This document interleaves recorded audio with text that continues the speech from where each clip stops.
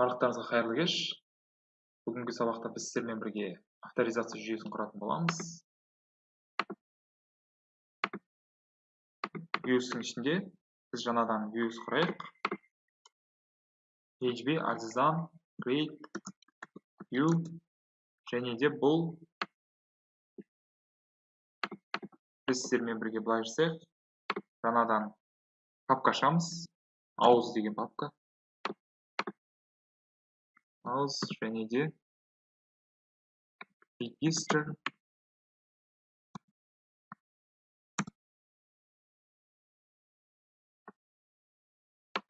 Міне, Register шаблоны құрылды. Дәл солай логин шаблонын құрамыз.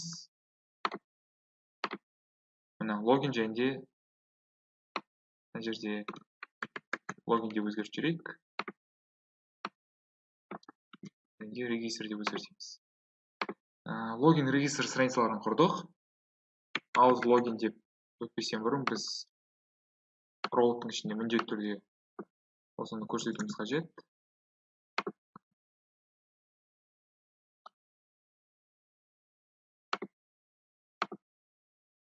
Ауыз слэш логин деп жазамыз. Контроллер құру қажет. Create контроллер. Контроллерға бөлек біз папка ашсақ болады.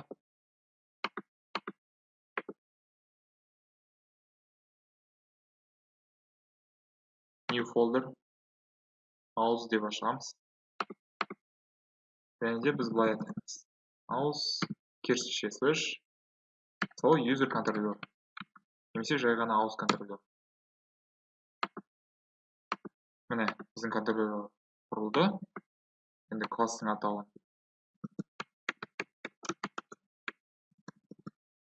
public function login боламыз. Логин әдісі бізде request'ті қабылдайды. Оны қазір толтыратын боламыз.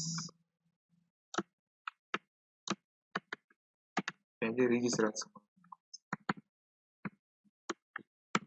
Осы әдісті көрсететін боламыз.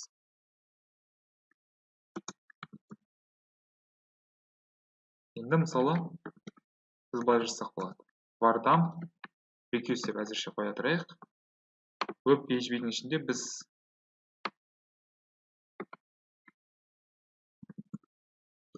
user контроллер логин әдісін шақырамыз.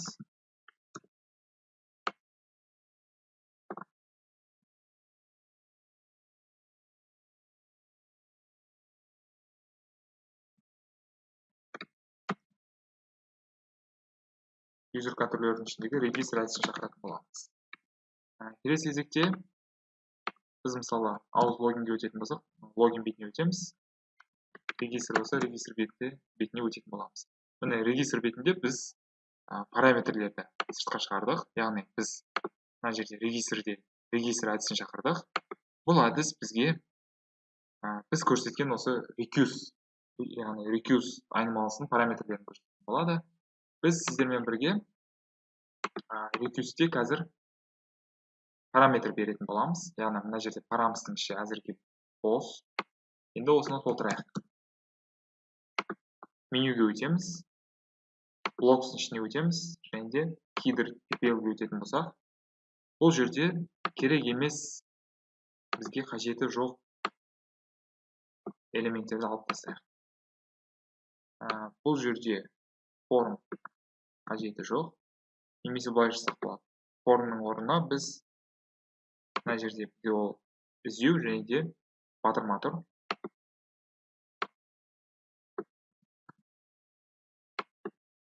Батырманы көшіріп аламыз. Екі батырма қоямыз. Баттынды қалдырамыз. Яғни екі баттын қоямыз. Біреуін crew деп өзгертеміз.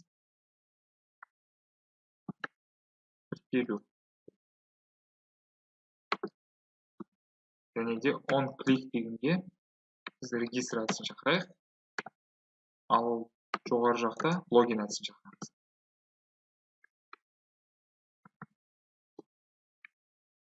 On click болады. Енді JavaScript ашамыз. Ол бізде assets ішінде тұр. function register. Егер регистрацияны шақыратын болса, онда location tab, яғни біз осы aus/register сілтемесі бойынша өтетін боламыз. Тексеріп көрейік, обновить етеміз. Тіркелуді бастық, бірақ та бұл жерде бізде onClick орындалмаған секілді. onClick орындалмады. Регистр әдісін көрсеттік. Жақшаны алып тастайық. Жоқ, бұл жерде submit тұр. Submitті buttonға өзгертеміз. Өйткені submit ол форманы орындайды. Және де тіркелу. Бірақ та F12-ні басып қосып көрейік. Бұл жерде қосылмаған секілді. Регистрге қайтадан жақшаны қайтарып көрейік.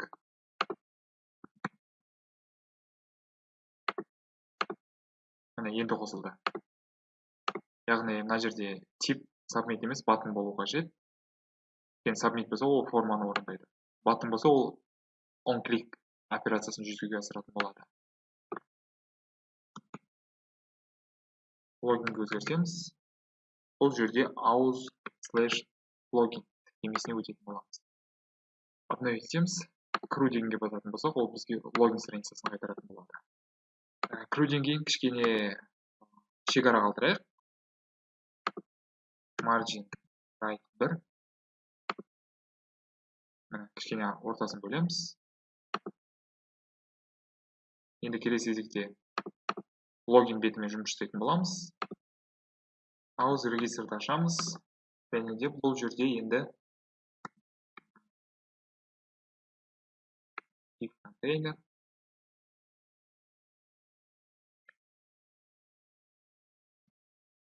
Ол алды. Тіркелу үшін біз мысалы мына user кестесін құрған жоқпыз. User кестесін құрайық. User деп атаймыз. ID болу қажет, міндетті түрде. Клиенттің аты, поштасы, сөзі, created at, яғни тіркелген уақыты. Тіркелген уақыты ол бізде timestamp өзі автоматты түрде орнатылатын болады. Құпия сөз. Varchar поштасы. Varchar аты varchar.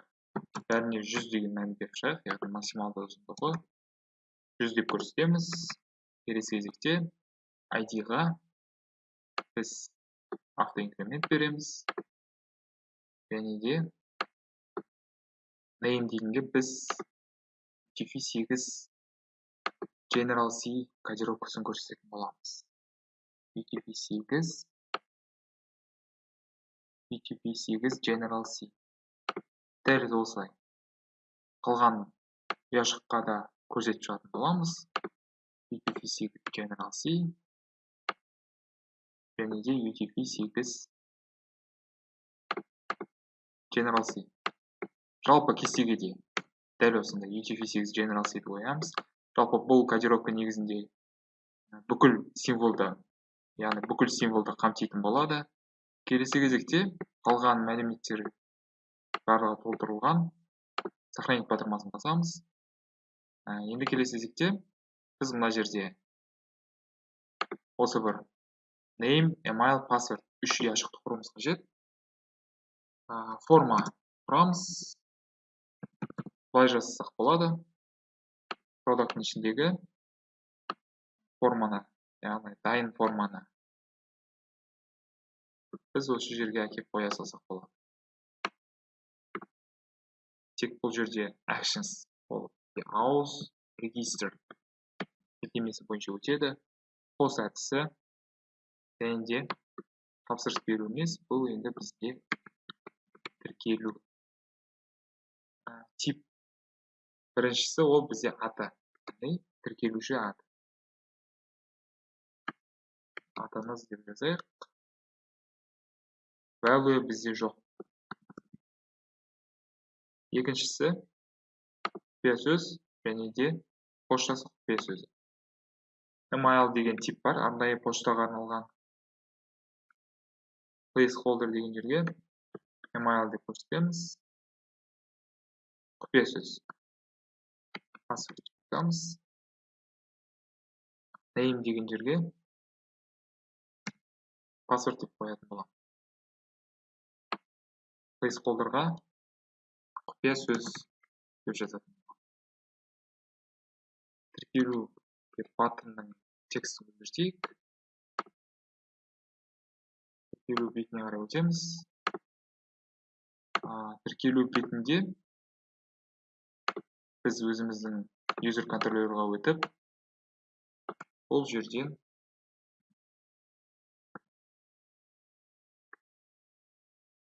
render, яғни біз өзіміздің шаблонды қайтаратын боламыз.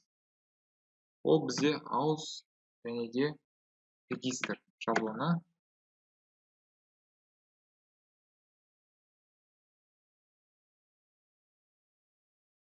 user контроллері 9-шы қатарда. Нүкте қойып жіберіппіз. Бұл негізінде стрелка болады. Міне, қосылды. Енді бізге bootstrap'ты қосу қажет. Біз header'ды қоссақ болады.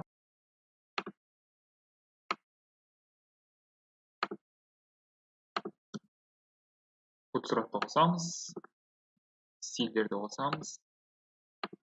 Логинге дейін. Немесе бұны басқа да жасайтын жолы бар. Оны қазір көрсетемін сіздерге. Регистрді сақтамаппыз. Біз тек қана логин файлын ғана сақтадық. Сол үшін әр файлды сақтау қажет. Немесе мына жерде тұрған Save All батырмасын бассақ, бүкіл файл өзгеретін болады. Міне, бізде өзгеріс енгізілді. Енді біз әр файлға осылай стиль қосып жүргенше, біз былай жазсақ болады. Create view.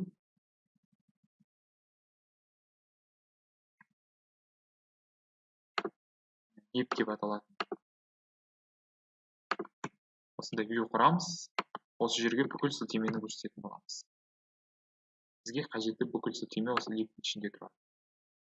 Одан кейін барып, біз тек header'ды қосқан секілді, дәл солай осы либті де қоса салатын боламыз. Яғни мына жерде логиннің үстіне өшіре саламыз. Бодидің ішінде біз lib tpl дегенге сілтеме жасаймыз. Яғни осы файлды қосамыз. Бұл жерден де біз жоғары жаққа осы либті қоса саламыз. Обновитеміз, міне түк өзгерген жоқ. Оның есесіне бізде код біршама қысқарды. Мысалы, header'дің ішінен де біз осы бір сілтемені мысалы өшірсек, бастапқы бетке өтетін болсақ, стиль қосылмады. Ал егер біз бодидің ішіне осы бір lib файлын қосатын болсақ, ол кезде бізде осы өзіміздің стиль қосылатын болады. Стиль қосылды. Біз барлық стильді осы lib файлының ішіне салдық. Біздің бүкіл стиль осы libтің ішінде тұратын болады.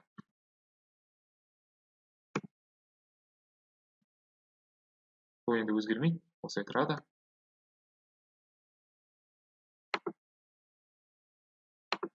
Келесі кезекте регистр сайтына, яғни регистр страницасына қарай өтейік. Өзіміздің осы стильдермен жұмыс жасайық.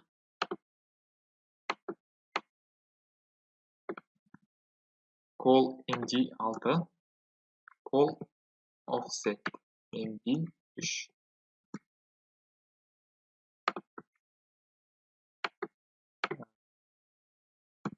Call MD offset. Жазып көрейік. Загрузка болып жатыр. Жоқ, бұл жерде offset өзгермейді. Offset MD деп жазамыз. Орындарын ауыстырып жіберіппін. Обновитеміз. Мына ортаға қарай жылжыды. Margin top 5. Кішкене астыға қарай түсірейік. сол кезде кішкене астына түсетін болады. Мысалы padding top 5 десек, одан сайын түсетін болады. Яғни жоғары жақтағы шекараны түсіретін боламыз. Енді осы мәліметтерді біз ауыз регистр страницасына өткізетін боламыз. Ол жерде бізге ауыз регистр страницасы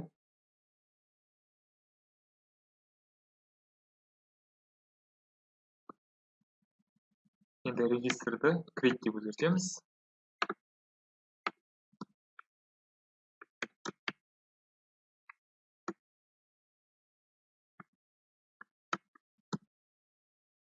Create әдісін құратын боламыз. Келесі кезекте біз былай жасайық. Var dump rec rams деміз. 14-ші қатарда мұқият болу қажет.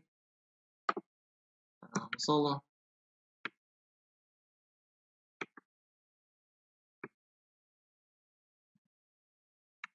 құпия сөз.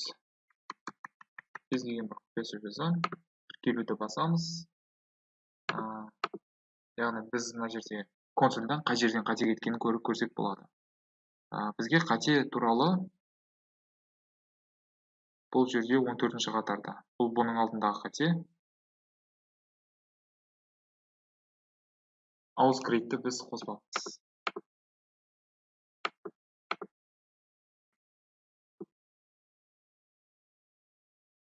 Жаңадан роут құратын боламыз. Бұны post деп атаймыз. Ауыз/create. Енді біз мына жерде create әдісін құратын боламыз. Мына енді келесі кезекте обновить ететін болсақ, продолжить батырмасын басамыз. Міне біздің мәліметтер шықты. Міне біз мысалы мына жерде user контроллерге өтіп recuse, яғни recuse пен алдық, params әдісін шақырдым, яғни params айнымалысын. Міне сол жерде мен көрсеткен атау пошта құпия сөз.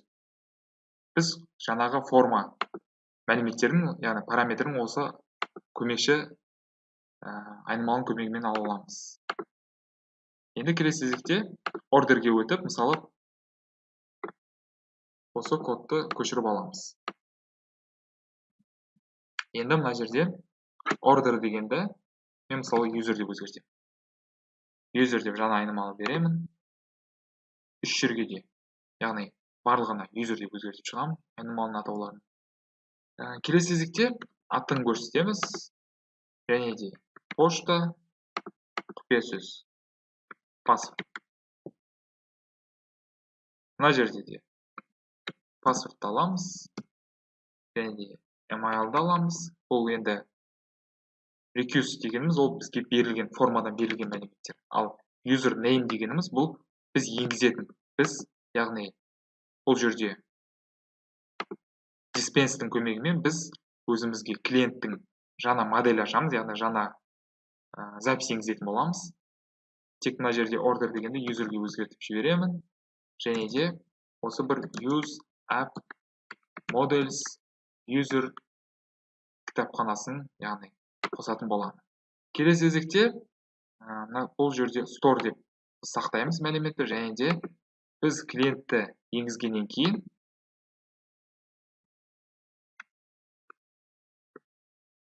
бастапқы, яғни логин страницасына қайтарсақ болады. Жақсы, енді тексеріп көрейік. Браузерді ашамыз, обновить етеміз.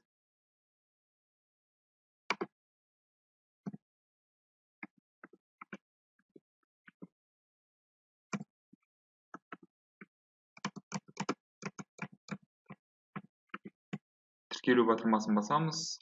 App models user not found дейді. Яғни user моделі табылмады дейді. PHP artisan create model user. Яғни user моделін құрайық. Models user'ды ашамыз. Бұл бізде users кестесі мәліметтер қорындағы. Енді қайтадан тексеріп көреміз. Енді басқа қате шықты. Яғни undefined variable recuse. User контроллердағы 17-ші қатарда recuse деген айнымалы жоқ дейді. Яғни 17-ші қатар және де recuse деген айнымалы жоқ дейді. Біз бұл жерде rec деп жазған екенбіз. Яғни мұқият болу қажет. Recuse деп жазамыз, және де барлық жерде де сол айнымалыны көрсетеміз. Сол үшін де мұқият болу қажет. Продолжить батырмасын басамыз. Енді тексерейік. Users кестесін ашамыз. Мына мәліметтер енгізілді.